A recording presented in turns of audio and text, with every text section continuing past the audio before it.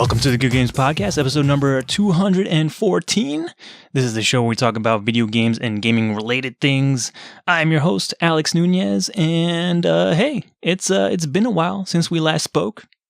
I apologize for that. I did not intend to go too long without putting up an episode, but unfortunately, the circumstances as they are, it's been hard for me to wrangle guests on, just because I want to try and bring on different voices and not just have me be the one talking to you guys about stuff, bring on different opinions and things like that. But I guess because of that, I've decided to put the show on hiatus, at least for the time being. I don't want to fully kill the show, just because I do want to, at least in the future, have some way of at least discussing about video games and having conversations about them in a recorded format. But at least the way I'm thinking right now, I don't know if I can.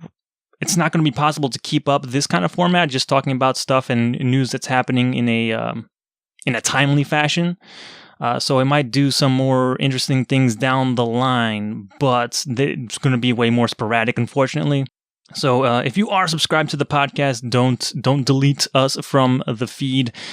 That way you'll know when a new episode comes up, or I guess down the line, if there are any announcements, I'll post them on the Twitter feed over at Good Game Podcast on Twitter. I also didn't want to send off the show without at least one more regular episode. So this is what this is. I've been playing some things. I do want to talk about that stuff, and we'll be covering some news that's happened. I know there's been a lot going on in the past month, but probably just going to touch on some of the bigger things that have been happening more recently. And probably going to skip out on the new releases stuff, just because, again, there's been a lot coming out, and I don't know how useful that information will be at this point, because it's been so long. But yeah, that's kind of the status of the show, for better, for worse. I'm not sad about it, but to keep the show the best that it can be, this is probably for the best, unfortunately. But video games. I've been playing them, so let's talk about that. One of the games I've been playing is Destiny 2, because that Forsaken DLC dropped not too long ago, I think earlier this month. And as you all probably know, I've been struggling with Destiny 2. I have not been super happy with the state of that game, and Forsaken was kind of touted, or it had a lot of expectations to live up to, because it was it's a bigger scale update, similar to how Taken King was a very big scale update for the first Destiny. And I personally was not expecting much from this DLC, but it seems to have lived up to the Taken King hype, it seems. I have not played a lot of it. I did do the main campaign, which is fairly short, and the whole story is about, if you haven't heard already, I feel like it's been everywhere already, but it's been kind of put on your shoulders to avenge the death of Cayde 6, one of the more beloved members of the Vanguard in Destiny. And yeah, they kind of make that story kind of feel personal, like it's the stakes are pretty high. They kill your buddy that you've known for so long over the past years, and yeah, it's kind of on you to go out and avenge the death of Cayde. And I don't know, that story, it started out great. Like usually with these expansions, the first mission in them, the introductory mission, is really well done. It feels super cinematic, and then the rest of the expansion doesn't feel as cinematic, but I don't know if that's because of the nature of Destiny and that you have to go in and replay a lot of these missions. So I don't know how that cinematic nature of the missions probably don't hold up after repeated plays. But yeah, I don't know. I just kind of was underwhelmed with the campaign. There's some cool stuff in there. There's that first mission, for example, is really cool. It's a cool send-off for Cayde, because you're with him. It's kind of like a flashback before he dies, where you're kind of at the Prison of Elders, and there's a prison break going on, and you and Cayde are kind of tasked with trying to get things back under control. And yeah, it's like you're palling up with Cayde, and it's a team. It's almost like a tag team sort of thing. You're going off in one direction, he's going off doing his own thing, and it's a good send off for him, because he's doing some cool action guy stuff and being Cayde's silly self. So Yeah, they did a good job with that, at least giving him one last hurrah. The only weird thing is that they changed the voice actor for Cade. It's not Nathan Fillion this go around. He was replaced by Nolan North, who already does a pretty prominent voice in the game, which is your ghost, which is pretty much most of where the dialogue in that game comes from. So it's weird because there are inevitably portions of that, especially that first mission, where Nolan North is talking to Nolan North in that game, and I don't know. I thought it was funny, but Nolan actually does a pretty good job of trying to fit into those Cade shoes. It does come through a little bit, like you can tell for sure that it's Nolan North if you're looking for it. But overall, he did a pretty good job of capturing that smarmy nature, which isn't super hard for him because there's I think a little bit of overlap between Cade 6 and Nathan Drake, which is another famous Nolan North character. But yeah, there's some other, like later on in the game, you start getting like AI companions that can fight alongside you, which is sort of a new thing for Destiny. But I don't know, they don't seem to do much. It's not super exciting, but I guess it is nice that you have some help in a way with like AI combatants and that sort of thing. So, but yeah, like they also touted it. I remember them talking about it almost as if like it was going to be sort of like a Mega Man boss style thing, because a big part of the game is that you're trying to track down the people responsible, and there's one guy at the head. He's basically your Dr. Wily equivalent, and he's got a bunch of barons, and there are 8 of them total, I think. And yeah, you can kind of pick which baron you want to go after first. The only problem is that, and I wasn't aware of this until probably too late, but each of those missions have different power level requirements. So you start off with the game and you're pretty like low power level, at least for the new expansion. So I tried to go after one guy in particular because he was probably more prominent in the role of the death of Cade 6. So I was like, hey, I'm going to go after this guy. And man, I was severely underleveled for that, and I tried to stubbornly brute force my way through that mission. I made it to the last room, but I was just getting overwhelmed, and doing it solo was it was just in a futile attempt, and eventually I did give up. And I think later on just ended up doing a bunch of the missions with friends in probably the intended order, because there's this sort of the power levels start low and then kind of work their way up. So I was not paying attention to the power level requirements for the mission. I was like, oh, this is the rifleman. I'm going to kill that motherfucker because I have vendetta against him. And unfortunately, I couldn't do it that way because the game got in my way. But yeah, I don't know. Just the game, the overall expansion, there's a lot to offer. Again, I'm not like super. I guess the only downside is like the campaign. Really, they do some interesting things. Like each baron has like their own gimmick. There's one where like I think the trickster they do some kind of interesting things there too, where the trickster will have a bunch of like items laying around, and they end up booby trapping you as the player, because you're kind of trained throughout the game to like, oh, hey, shiny stuff on the ground, let me pick that up. Oh, there's an ammo brick, or oh, there's an exotic engram over there. Holy crap. But nope, it's not an engram, it's a bomb. I'm like, oh fuck, that's messed up. So there are some interesting things. There's one boss that has that rides around on a pike, so it's kind of it kind of encourages you to find another pike and do battle with that baron on like pike versus pike violence. So it's like a vehicular section, and I don't know, that stuff is kind of interesting. So they kind of play around with stuff like that. But I guess story wise, if we're talking about the plot, it felt kind of flat, because it does a sort of same thing that like the vanilla Destiny story did, where you have sort of like this vendetta with like the main bad guy or the main antagonist, but throughout the story, you never have direct conflict with them until maybe the very end. And like until like the big confrontation at the end. And I don't know, I'm not a big fan of that. I wish like you and your guardian would kind of have like sort of standoffish moments and things like that, but that does not occur.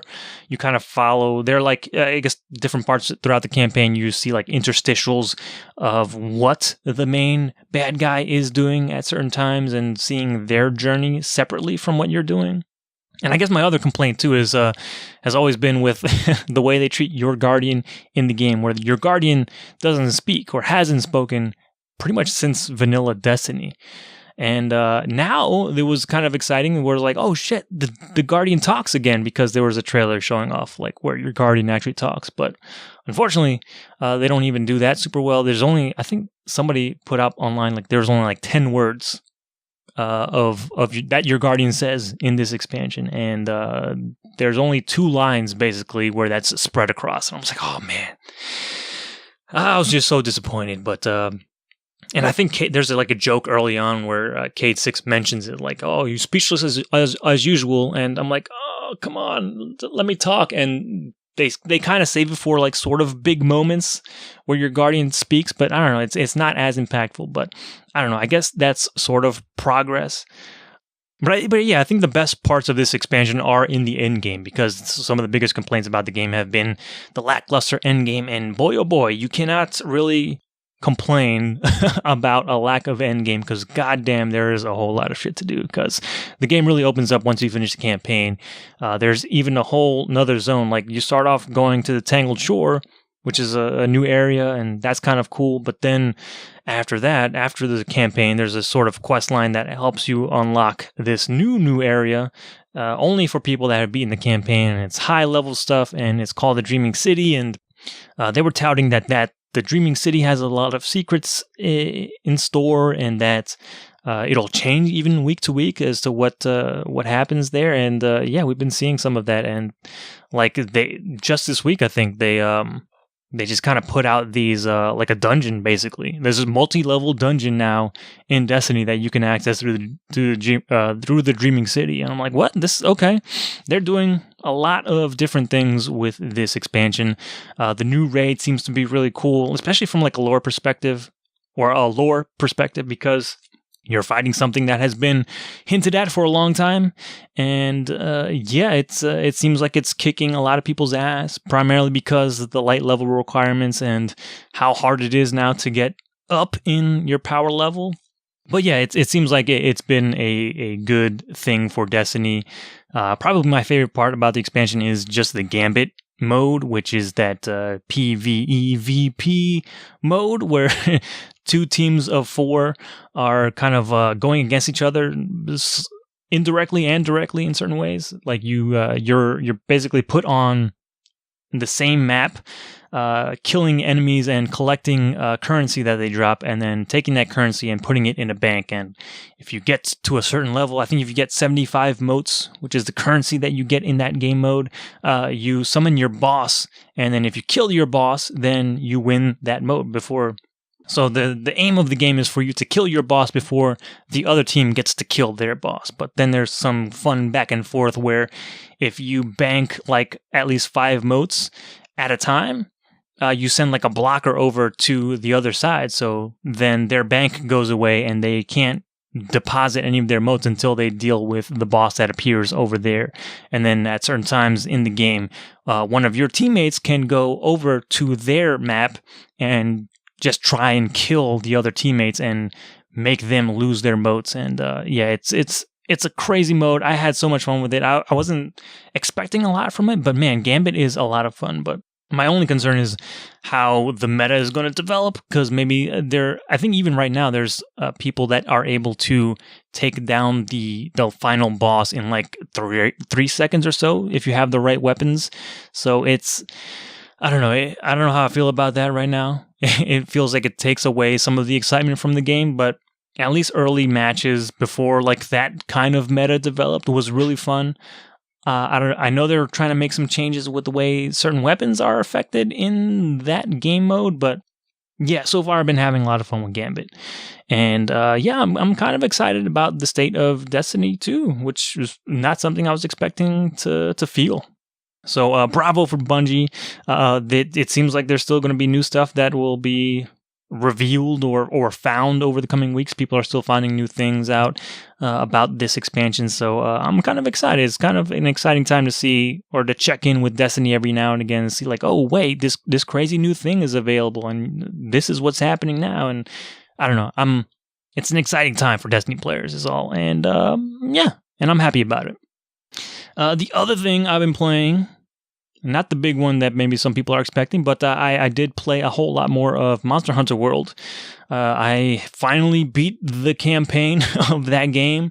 Probably like 80 hours in total it took me to get there. It's a big game for sure. It's a huge time sink, but man, I can't get over how much I'm enjoying that game. I started out with a longsword, which you probably heard like 2 episodes ago, but I have since branched out to the hunting horn, which I'm enjoying a lot, and it's basically sort of like a hammer / bagpipe sort of deal, because you can just clock monsters in it like it's a big club, but then also play songs that then buff you and the rest of your team if you're doing multiplayer. So I am digging the hunting horn a whole lot. I'm starting to dabble in bow and arrows as well. Probably maybe light bow guns down the road, but yeah, I'm having a ton of fun with the game. I have not been obsessed with a game like this in a long time. So much so that it was affecting like my Destiny 2 play, because just the other day I was in Destiny 2 and I saw the body of like a dead ogre in that game, and just I had like a primal need to go over to that ogre's body and just carve it for parts. And then it was at that point that I knew I had a sort of problem, or at least an appreciation now for the Monster Hunter series, because it is really good. I will say though, I have kind of slowed down on the game since I beat the campaign. Even though I pretty much just opened up the end game, because I know there's like tempered monsters and stuff now to start taking down, and better stuff to get, and all that kind of thing. But yeah, it just feels like right now I have to like concentrate on building like decent armor sets and start thinking about like perks and basically paying more attention to what armor I'm getting, what perks, how they all work together with the weapons that I'm using. And I haven't been doing a lot of that. So now I have to kind of like hunker down, almost get like a spreadsheet out or something, just to figure out how best that I want to build for like certain bosses or, certain encounters and things like that. So I just have to, sit down and figure out what I want to build. But yeah, I right now I think this game is currently like my game of the year contender, which is again something I was not expecting. This is probably the biggest surprise for me this year, was just this game and being introduced to it. And I'm kind of curious now about the other games, but I had second thoughts about that, just because I know there have been a lot of like quality of life improvements implemented in this game, so I know going back to the other games is going to be very difficult, but I am very happy with Monster Hunter World. I think the only downside is I'm just waiting, I guess, for the PC version, which is where I'm playing, to catch up to the console version in terms of like extra content, because there's a whole bunch of extra stuff that has been released, like new monsters and things like that. PC only just got the first, I guess, DLC monster in Devil Joe, so yeah, we're behind. I know there's also an autumn festival event happening right now on consoles, but PC that is not happening yet. So I don't know when we get any of the cool stuff yet, but I'm looking forward to it. I'm gonna probably check in every now and again just to try and level up and earn some new parts for new exciting armor builds and things like that. So I will definitely be plugging away happily at Monster Hunter World, because that is a lot of freaking fun. And then finally, probably one of the bigger games this month is Spider-Man, Marvel's Spider-Man for the PlayStation 4. And I know a lot of people were very excited about this game, as was I, because it's been a while since we've had a really good Spider-Man game, and I really want to get in there and get my web swinging on. And man, this game really delivers on the web swinging aspect and just you being Spider-Man, and it feels very much like a Marvel production. This is like the first, I guess, big game from Marvel Studio. Well, I don't know if it's Marvel Studios or Marvel Games. I know they spun off like a different production house specifically for the game stuff, but it seemed like when they were talking about this game in particular, they wanted to give it like that whole like Marvel Studios feel and attention to detail. And I think they absolutely delivered on that front. It very much feels like a Marvel Studios property in a lot of ways, and for better or for worse too. But some of the things I think the game does the best is in its story, in its way, in the way it treats its characters, especially Spider-Man. It's just a really good like Spider-Man story. It does the great thing about what I think of like in terms of like a good Spider-Man story, in that it has Spider-Man as Peter Parker trying to juggle his responsibilities as, as Peter Parker, trying to keep up a job and pay rent and keep up his relationships with his family and his, maybe a girlfriend or whatever, and then how that all wrestles with his identity as Spider-Man and trying to help crime in the city and take down his rivals and things like that, or enemies that just come up out of nowhere. It's a fun one of those, and it does a really good job of capturing that dichotomy of, Peter Parker and Spider-Man and the struggle therein of trying to juggle everything all at once. And it's really cool. I really enjoy that part of it. And the story is amazing. I love the story. There are some like nitpicky things I could have with it. Like I feel in a way it suffers a little bit of the same problem as like the Dark Knight movie, where they have pretty much two big villains, and then one kind of takes over towards the end. It's sort of, I think Spider-Man handles that a little bit better here, but it still feels like once the other villain, so you start off with one villain and you're dealing with that person mostly for most of the game, and then this other villain kind of takes over at the end, and then that first villain is like, you pretty much don't hear anything about them, and it feels like they just kind of disappear. And I was like, that didn't feel great, but there are a whole lot of nods for Spidey fans. They kind of mash in a whole bunch of different stuff from the Spider-Man universes. This is its own Spider-Man universe, so it's separate from like the movies, it's separate from the comics and things like that. So they have a lot of free reign to do what they want, and man, they do some crazy things. And yeah, I was very happy with the story, and it was one of those games where it was like I just could not put it down. I bought the game. It came out on a Friday, and I finished it by like Sunday. It was just. And it's not a short game either. It's like 20 hours long for the story. And I was like, I just couldn't put it down. It was one of those games where, I guess similar to like the Marvel movies, it's almost like if you want to talk about a lot of the Marvel movies feeling like popcorn movies where you could just like turn on and just watch and just be lost in it. That was the feeling that I had with this game. Is I could just like, I turned it on and I did not want to stop playing just because, one, it felt good to move around as Spider-Man, and two, the story was just super compelling. Like I wanted to constantly keep knowing what was going to happen next. And I felt the stakes. Like when there were stakes happening with Spider-Man and his world and what was happening, I wanted to know what was going to happen next, and I was invested in that story. But yeah, I don't know. Like I guess my biggest problems with the game are the gameplay. Like especially the combat and stuff. It feels like it's. I don't know, it just feels lackluster. It doesn't feel super in-depth, although there's a lot of things that you can do. But yeah, it's in a lot of ways, too, the game is very much reliant on the Arkham game template, for better, for worse.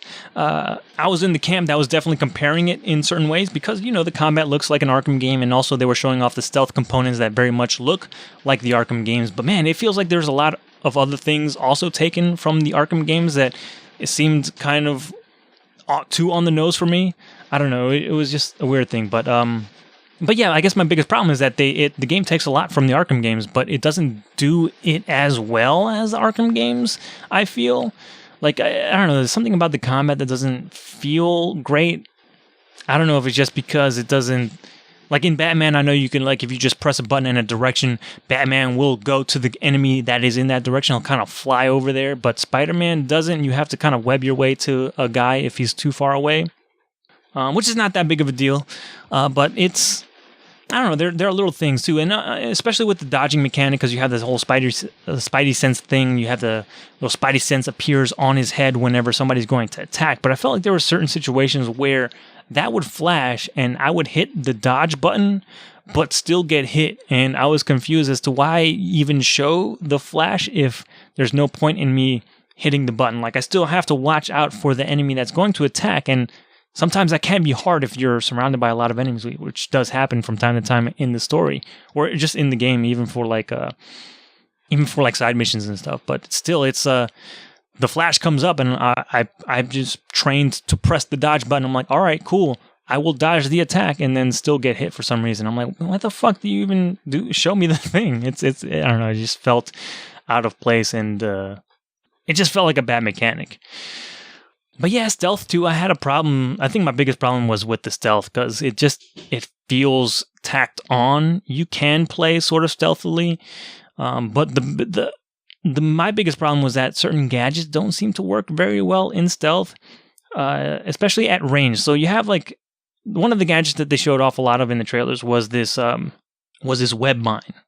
And basically you can stick it to walls, and then if somebody walks in front of the web mine that's stuck on the wall, the web will shoot out and then grab them and kind of stick them to the wall.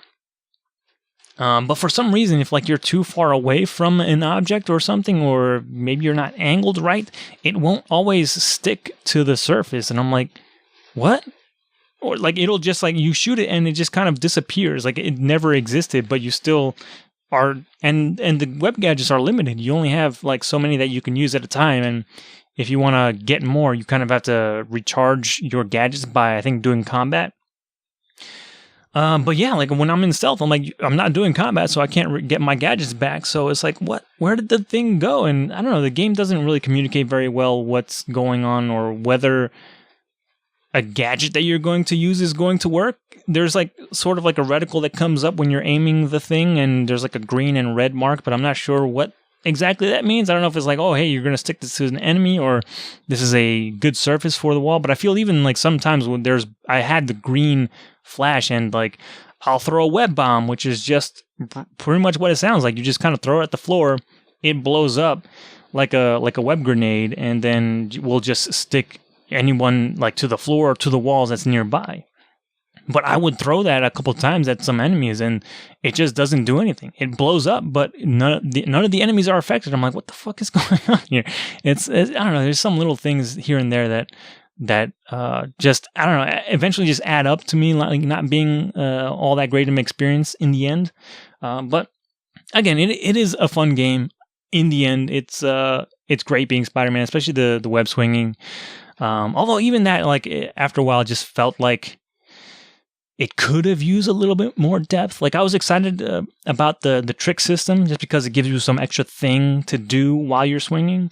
But even that is like lackluster, because I think the only way to do tricks is you have to hold the triangle and circle button, which is already kind of like an awkward button combination, and you have to hold it while you're doing tricks. So, and then once you're holding it, then you can press, I think, the analog stick in one of 4 directions, and you'll do one of 4 tricks, and like that's it. You can only just do 4 tricks, and I don't know, I was kind of hoping more for like I don't know if exactly like a Tony Hawk system, but something sort of like that where you can kind of like do some crazy tricks and link them, or do something interesting while you're swinging around.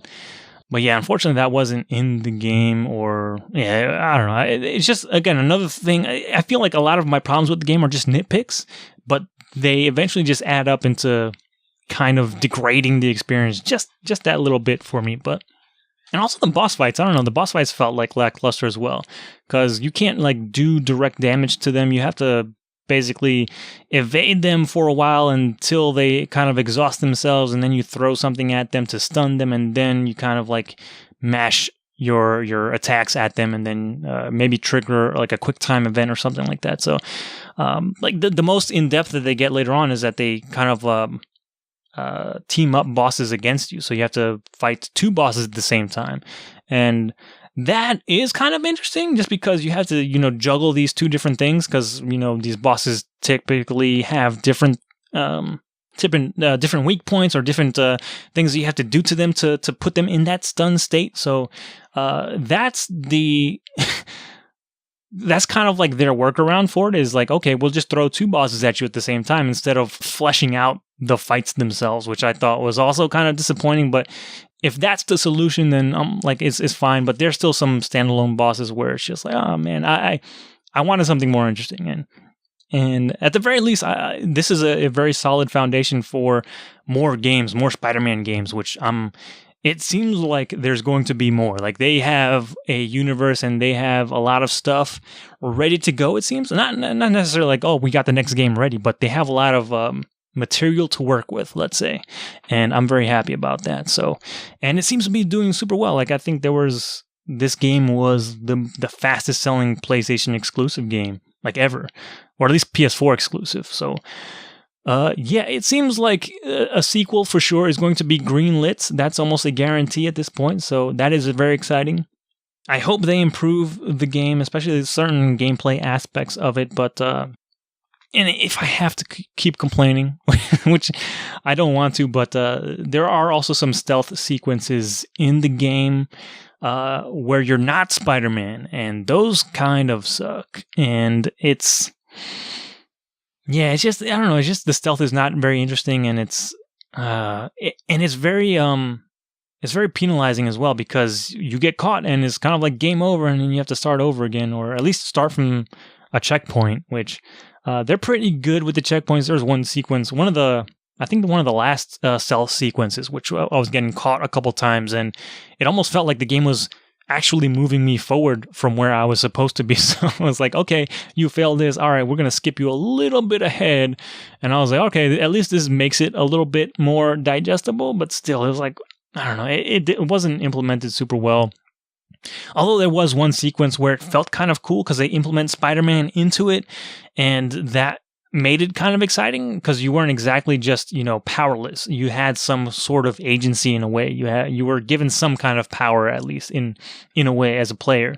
So that sequence was cool, but most of the sequences are just you just trying to avoid or stay out of the sight of guards, and if you get seen, that's it. You got to start over from the checkpoint. But there's some things early on, like they don't tell you this right away, but they put these objects in your way very early on in one of those sequences, and like boxes, like there'll be cardboard boxes strewn about, and if you just bump into a cardboard box, it'll make a noise that'll alert guards nearby. I'm like, oh fuck, how did that guy hear me? And then I didn't realize it until later on. I think there's another mission later on where the game explains to you, like, okay, people are going to hear cardboard boxes if you run into them, or there's broken glass on the floor sometimes, and if they hear that, they hear you walking over that, they're going to come over and investigate. And I didn't know that at the beginning because the game never explained any of that to me, even though, it should be, I guess, common sense. But I don't know. Sometimes you never know with these kinds of games where the limits are, and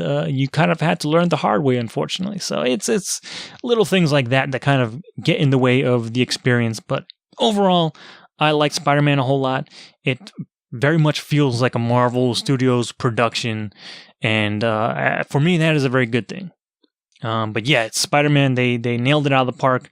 I can't wait to see how they build on this basis or this foundation, because it felt the same way with the first Arkham Asylum game, where I love that game. I think it's still the best in the series for my money, but the thing that game lacked was the boss fights were uninteresting, and they fixed that in Arkham City, and I hope they do the same thing with Spider-Man, because I would like to see more interesting bosses or bigger, I don't know, something more interesting. But yeah, that's kind of been my experience with Spider-Man. I've 100% of the game. I've gotten the Platinum Trophy all in 3 or 4 days. So yeah, I splurged the hell out of the game. I could not put it down. But I still have little minor issues here and there. But overall, it is an amazing experience. I guess pun intended. But I guess with that, that's pretty much all the games that I've been playing. So how about we talk about some news that's been happening in headlines, and everything I'm going to talk about will be linked in the show notes, which you can find in your podcast player of choice, or head over to our homepage at innercitygeeks.com, where you'll find everything there. But first off, is probably one of the bigger news items that's been circling around, especially in the past week, is Telltale Studios, or Telltale Games, has shut down. Very abruptly also. They had to close down the entire studio, pretty much let go of everybody, like 90% of the studio. Of which there were, I think, 250 people.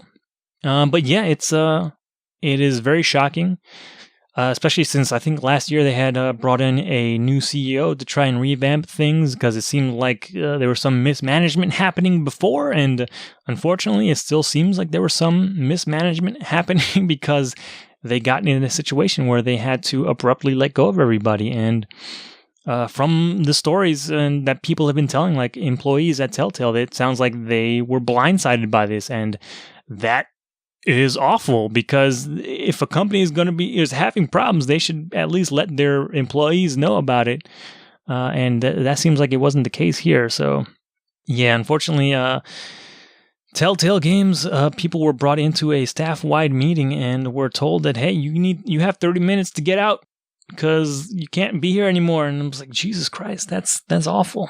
And they're leaving with no severance. So it's like you just walk into work one day and all of a sudden you have no job, and that is an awful thing to do to people, to literally take away their well-being.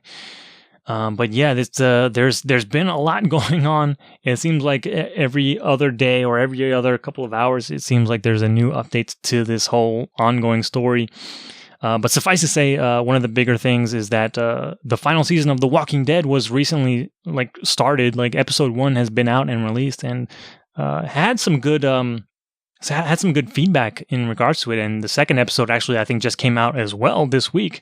So it seems like that is going to be canceled. Although Telltale has come out after saying that it's been canceled, that they are looking for some way to kind of hand off development to at least finish this final season, because people have gone out and paid for season passes for this game.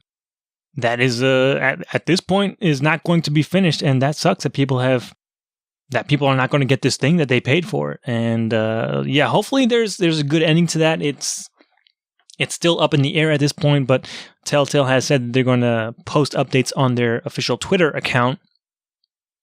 But yeah, it's there's a whole lot of information in this link. I'm not going to go over absolutely everything, but suffice to say, it seemed like even though they had a bunch of different IPs that they were working with, they put out they started off sort of revolutionizing the adventure game genre with The Walking Dead Season 1, and have been, for better or for worse, just reusing that same formula over and over again for their different for the different licenses that they've acquired, like The Wolf Among Us and the Borderlands games and Batman and probably others that I'm forgetting to list. But it seems like they have not experienced success since the first Walking Dead Season 1 and the Minecraft games, which is kind of surprising because they have been going out and grabbing all these different licenses, especially the Game of Thrones as well. And it seems like if they were in the position to be doing that, they would be doing okay and be staying afloat. But it seems like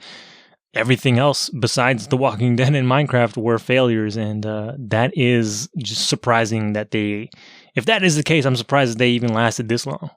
But here we are, and it sucks too, because they were talking about different things. Like, okay, we're finally going to upgrade our engine, and I was excited about that. And none of that is going to happen anymore, which is a shame. And I think the final addendum to the story so far is that I think a class action lawsuit has been filed because that there are I believe either California and or federal laws that state that if a company is going to have mass layoffs like this, that they have to meet certain criteria, like giving their employees at least 60 days notice that they will be laid off, which obviously was not met here, but there are some exceptions to those laws and regulations. So I don't know yet if Telltale falls under those exceptions, but I guess we're going to see through the legal proceedings what's going to happen out of that, because these employees certainly deserve better, and there have been tons of stories about people being overworked at Telltale, and this is the reward they get, which is terrible. But yeah, it's just another chapter, I think, in the story of just game developers or game publishers and companies need to just treat their developers better, because this is a story that's been happening left and right, it seems. Just people being overworked and working long hours for very little payoff. And these people do it for the love of, the medium. They love video games and they want to make them, and they're sacrificing a lot to do it. And and that should not be the case. They should be able to follow their passion and have a healthy work-life balance, and be able to provide for their families and for themselves, feed themselves and shelter themselves. But it seems like the video game business, and probably others for sure, but have a long way to go in terms of looking out for the people, making sure that their employees are taken care of. But I guess in lighter news, PlayStation Now is getting better. It's being improved. So PlayStation Now, I guess originally was their streaming service where you could stream video games over the internet, but it has been, at least in my experience, not a great experience, because if your internet is not the best, or if there are some hiccups down the way, the game looks like crap, or there's going to be a lot of input lag, depending on network status and all that. So now they're doing what Xbox Games Pass is doing, and they're allowing you to actually just download the games, which in my opinion is probably the best way to play a game, is just to download it directly and run it on your console. So yeah, that is now being enabled for the PlayStation Now service. Unfortunately, this only works really for PlayStation 4 and PS2 games, because PS3 emulation is still very hard and definitely not possible on this generation of systems yet. But yeah, they're pretty much all of those games, all the PS4 and PS2 games in the PlayStation Now library are available to download onto your PS4.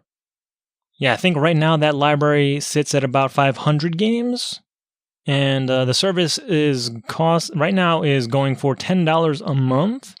But that normal price is $20 a month, which is still a little high for my money. But yeah, it's if you're interested in that kind of a service, if you've been jealous of the Xbox Game Pass, then PlayStation Now is your ticket now. So you can definitely check that out.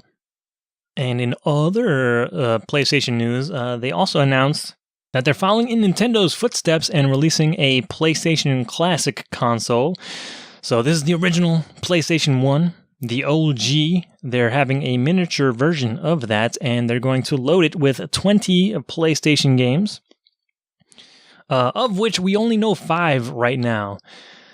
So the 5 games that will be on this PlayStation Classic are going to be Final Fantasy VII, Jumping Flash, Ridge Racer Type 4, Tekken 3, and Wild Arms. So, yeah, it's a pretty good slate, at least to start off with. I'm very curious what the rest of the games are going to be. But right now, the console is going to cost $100 in the US. So, it's pretty... I don't know, my knee-jerk reaction is that's a pretty hefty price, but you're getting a decent amount of games. And the classic console is also going to come with 2 PlayStation 1 controllers. Unfortunately, it's only the original PlayStation 1 controllers, so that means no analog sticks, which rules out the Ape Escape games, unfortunately. So it's probably not going to happen that we get those games on the Classic. But it also means that there's not going to be any rumble in the controllers, which is also a shame, because I felt like that PlayStation generation was the first generation that rumble started to take off, and people were taking advantage of that technology in pretty interesting ways. But I don't know, I'm also going to miss the analog sticks, especially for certain games like platformers, maybe not 2D platformers, but like 3D platformers and the like. But yeah, it's I'm very interested in what the other games are going to be. I'm kind of a fan of, like, as a collector, the small form factor consoles. I just like seeing the thing that I used to have just in the smaller form factor. I don't know if I'm going to get it myself, but I like that it exists and it looks cute. But I guess, so switching over to Nintendo, they recently launched their online service, which you have to pay for. And part of that service allows you to have your saves loaded up or uploaded into the cloud. But there was a lot of talk about that, because the way it was originally worded, it sounded like if you use cloud saves and your subscription to the Switch online service lapsed, you would immediately lose access to those cloud saves, or that they would get deleted from the cloud as soon as your subscription ended. But now they're actually coming out and saying that they're going to guarantee that your cloud save data is going to be retained up to like 6 months after your membership ends. So at least there is now a grace period where you can still get a hold of your saves in case something happens to your Switch console after you can't pay for your service anymore, or you just choose not to pay for the service anymore. Which is better. I don't know. I don't know how the Switch save data stuff works, especially like if you can get it off of the console, if you can back it up to the SD card or whatnot. But Yeah, I don't know. I'm a fan of the cloud saves. It makes it so that I don't have to be in fear of losing save data. And I know there was some talk too about like the save feature, the cloud save feature, not working for every game. But yeah, I don't know. It's yeah, there's still some holes I think with the Switch Online service. At least now, cloud saves have some kind of safety net around them, so you don't have to worry about like, hey, if I choose not to pay for the service this month and something happens to my Switch, at least I know my data is safe in the cloud somewhere. But yeah, things are getting better, just a little bit, baby steps. Speaking of things of getting better, well, and I guess it's a nice segue into other baby steps. Sony is finally allowing, or has cracked the door open for crossplay on the PlayStation 4. This is something that they famously were staunchly against. They were kind of the gatekeepers holding hostage PlayStation 4 crossplay for a lot of games, most notably recently Fortnite. Because if you started playing Fortnite on your Switch, you got a nasty message if you had your Epic account tied to a PlayStation 4 account that none of your stuff will carry over. But yeah, now it sounds like they have at least what they describe as they have launched a beta for Fortnite. This is an open beta.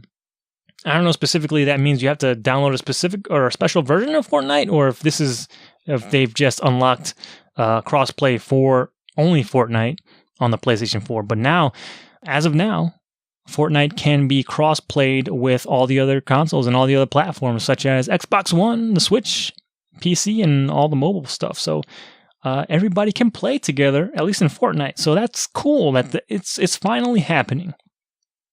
It's just not happening for all the games yet. So it's a good thing. It's sad that it's taken this long, but thankfully, through the might and through the power of Fortnite, good things are happening. So as much as I don't follow that game, it seems like it's being a force for change, and I'm happy about it. Yeah, the big question is just when does this get opened up all the way? Because I want all the games to have crossplay.